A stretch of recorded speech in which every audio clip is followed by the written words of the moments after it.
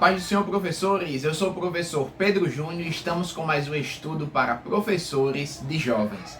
Hoje, já em clima de despedida, estamos com a nossa 13ª lição, última lição do trimestre. Para a glória de Deus, chegamos ao fim. O título da lição é Protegendo-se com integridade na sociedade. O texto principal nos diz: quando os justos triunfam, há grande alegria, mas quando os ímpios sobem, os homens escondem-se. Provérbios capítulo 28, versículo 12. O resumo da lição nos diz: a sabedoria e a integridade são virtudes do cristão que se manifestam na sociedade.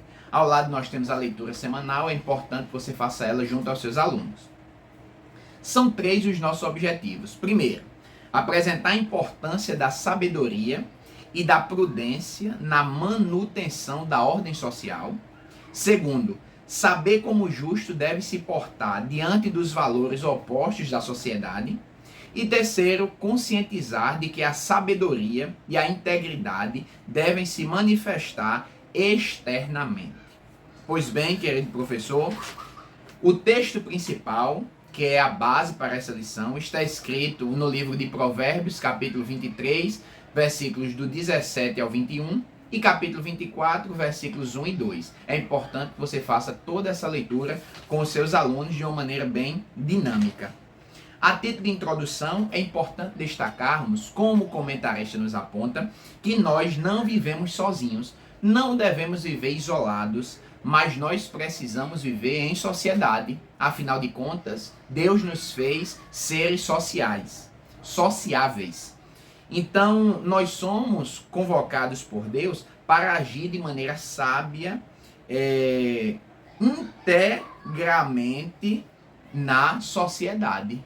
Ou seja, viver de maneira íntegra, de maneira sábia, de modo a refletir a imagem do Senhor nas nossas práticas e ações. Então a sociedade é muito diversa, mas nós precisamos guardar a nossa identidade cristã. É sobre isso que nós trataremos na lição deste domingo.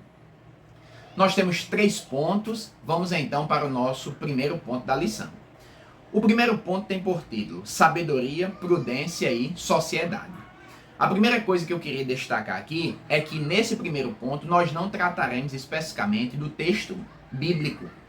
Nós trataremos do texto principal, que está escrito em Provérbios 28. E aí o comentarista vai trazer uma seção. Nós sabemos que Provérbios pode ser lido ou deve ser lido de maneira isolada, cada verso, mas é possível também entendermos algumas seções do livro, como essa que o comentarista nos sugere, do versículo 2 até o versículo 12 do capítulo 28. Para a nossa compreensão, para uma melhor compreensão, eu vou fazer uso aqui da Bíblia Viva, que é uma linguagem mais contemporânea, mais acessível, portanto.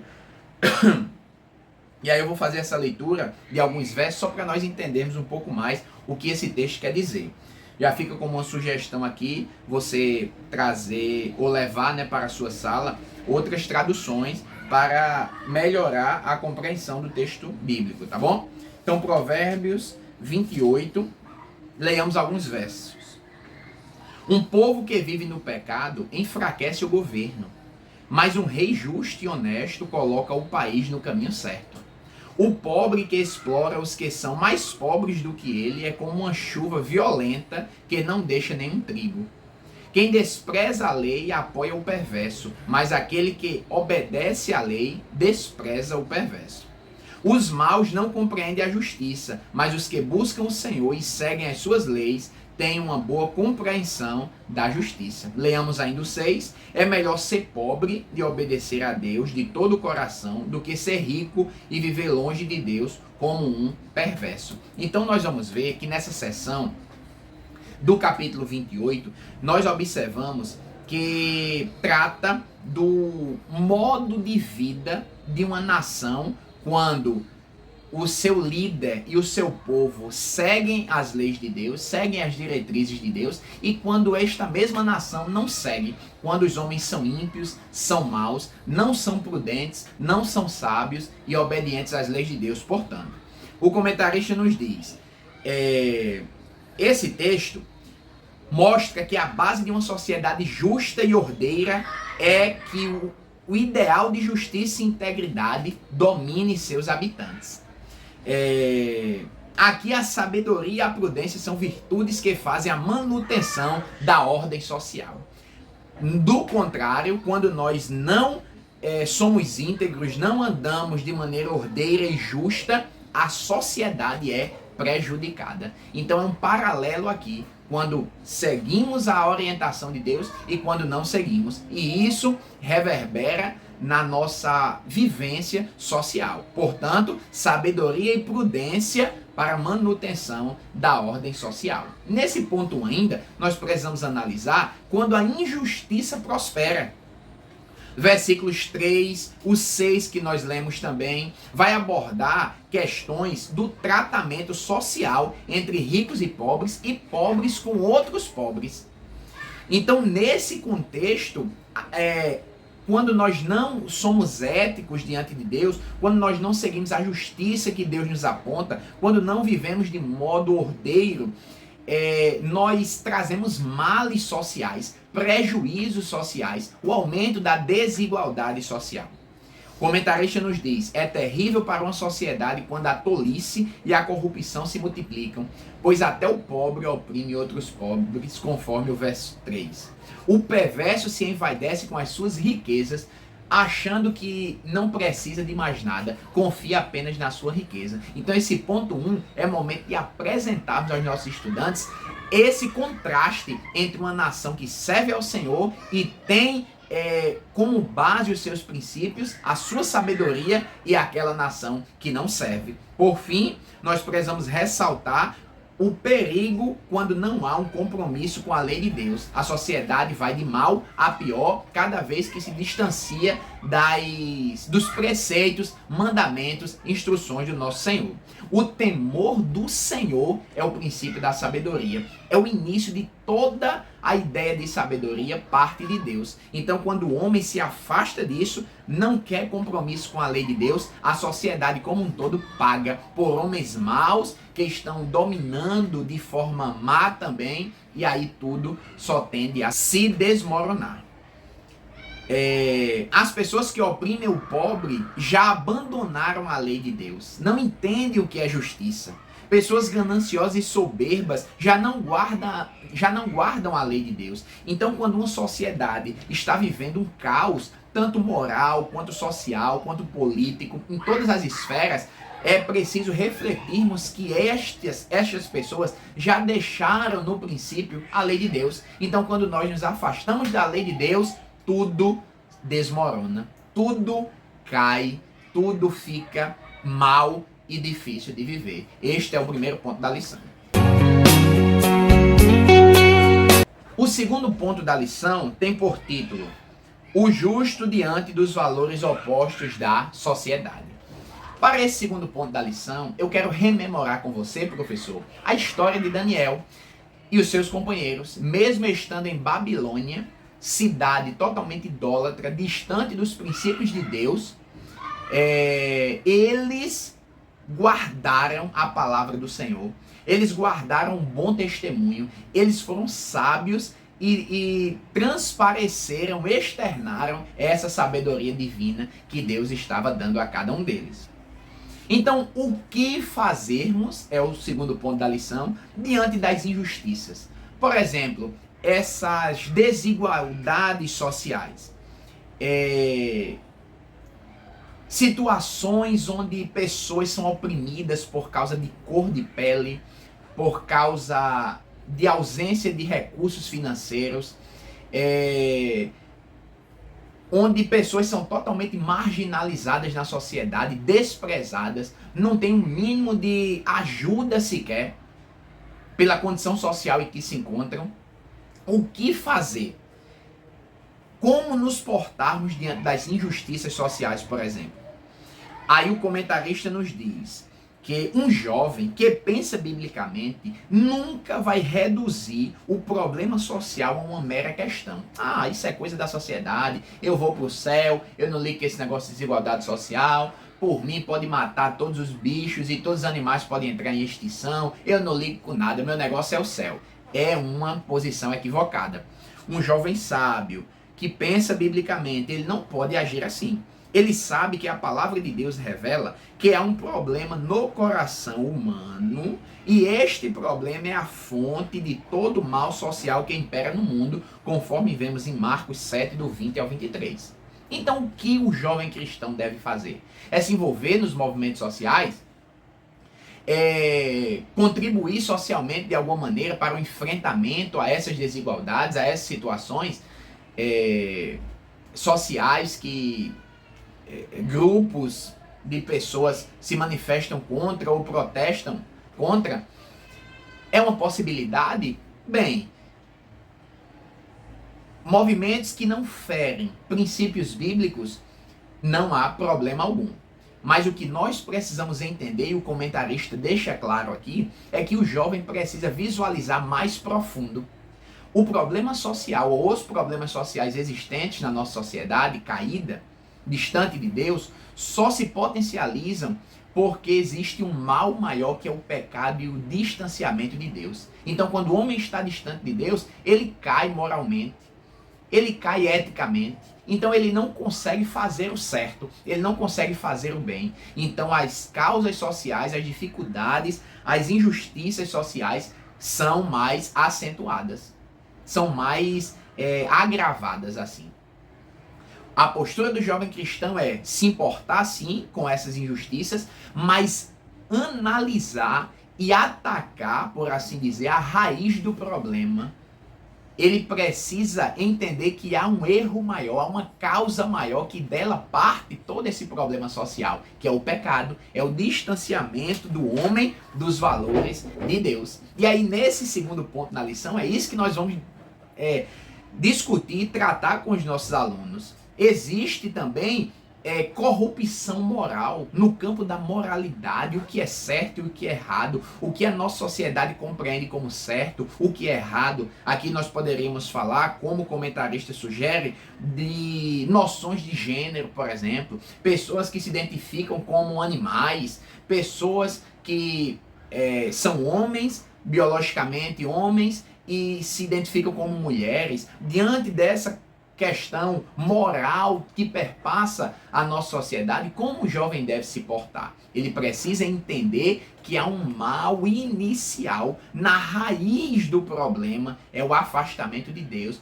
Como o apóstolo Paulo nos alertou, eles querem mudar o uso natural. O que Deus fez, eles querem deturpar. Então a ideia aqui é atacar a raiz do problema, é apresentar Jesus, é falar do poder transformador do Senhor, é falar da obra da criação de Deus e como Deus fez o homem, como Deus fez a mulher.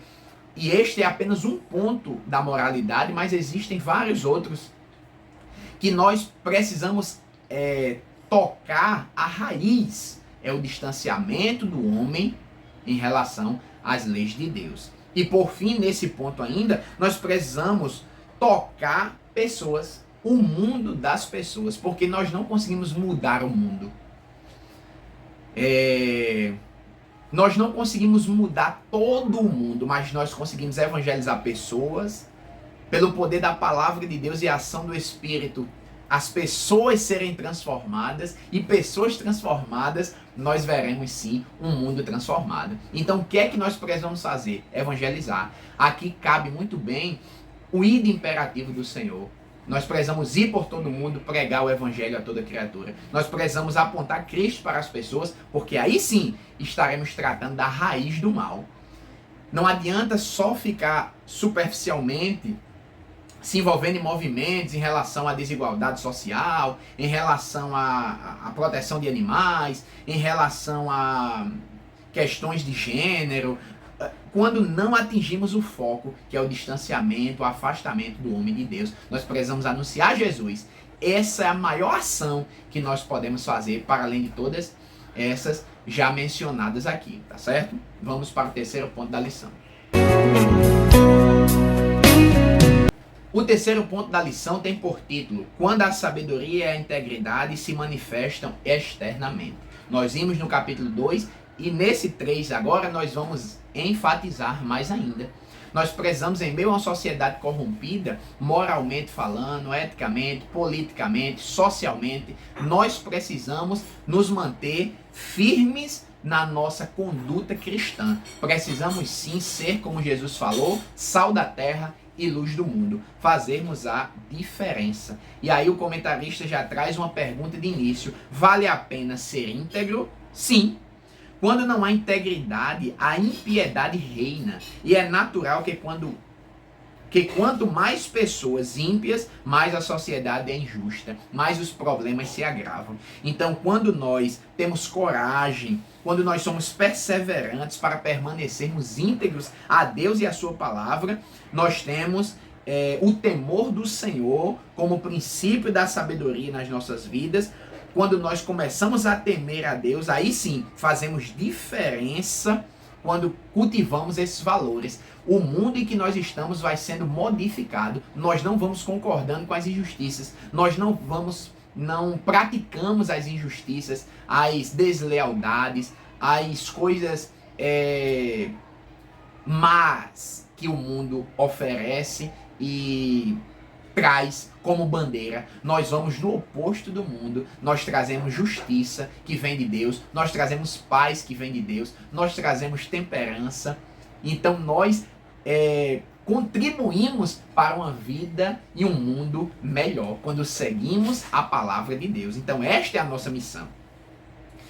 Desse ponto 3 ainda, nós precisamos destacar a importância de amar os mandamentos de Deus, porque isto sim é sabedoria. Nós precisamos externar os mandamentos de Deus. Na Bíblia, sabedoria só é possível quando a verdade da palavra de Deus se encontra no centro do coração humano.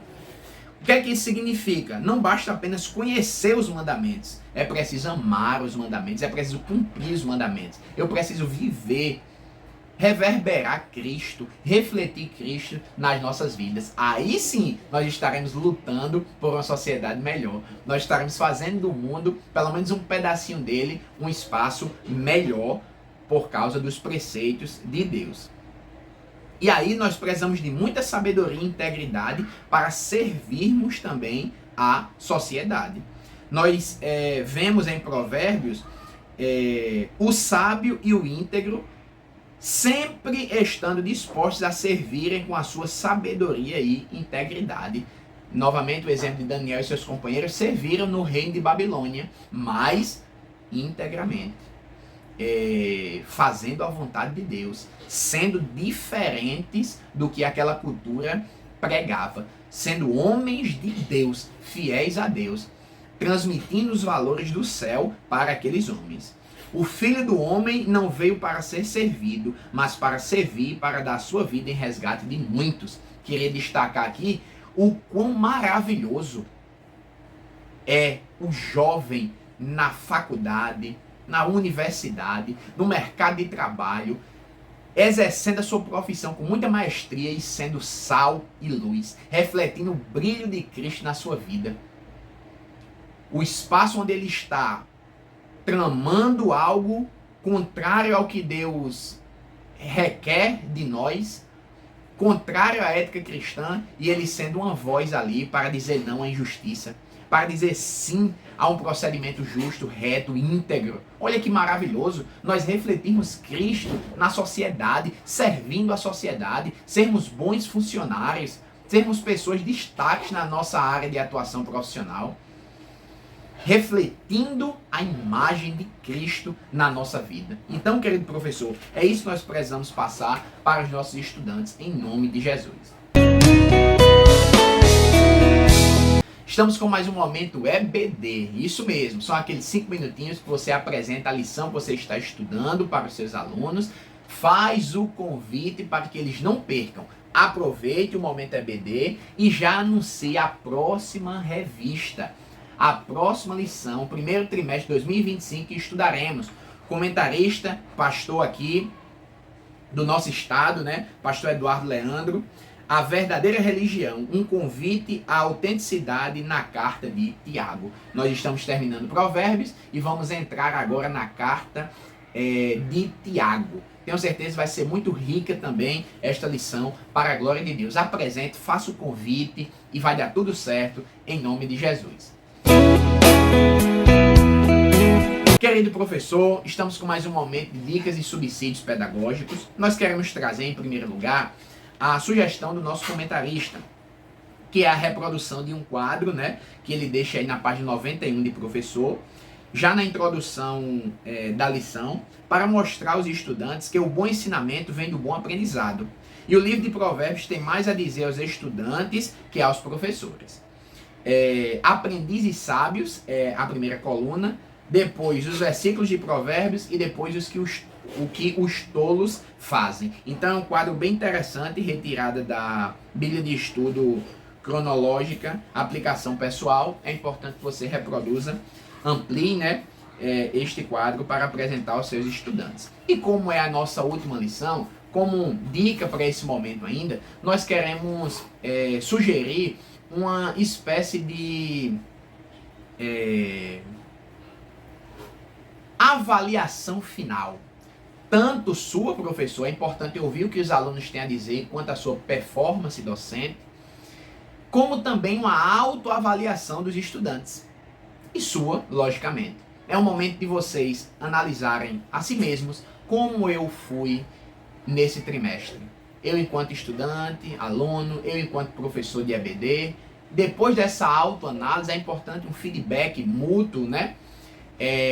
De alguns estudantes em relação a você, professor, e o seu parecer também em relação a alguns estudantes. Isso enriquece muito o nosso fazer docente e discente também.